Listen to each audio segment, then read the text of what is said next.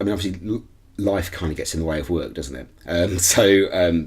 In my career, I've managed to go through, two weddings, a divorce, the birth of one child, the adoption of another, the the the adoption process is something that it has been a fairly long and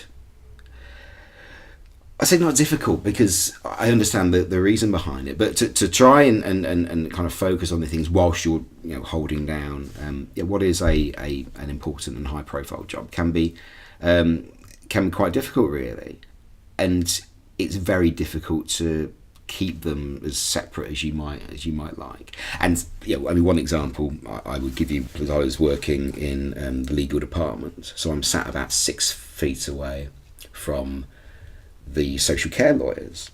These are the people that deal with the adoptions and the placement orders and all the rest of it. And there was a child that came up for adoption that my wife and I were interested in adopting.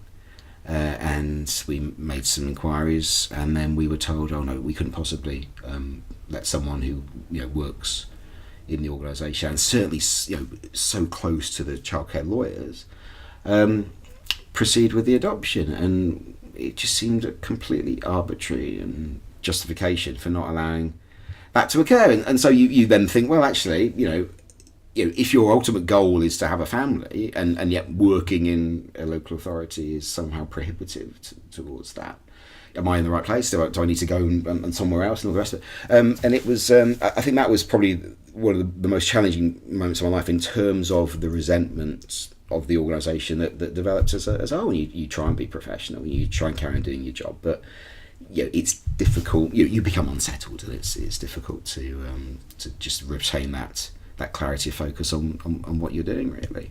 But eventually carried on working there, and it was fine, and we grew our family through other means, so it wasn't so much of an issue in the longer term, but still pretty nasty at the time.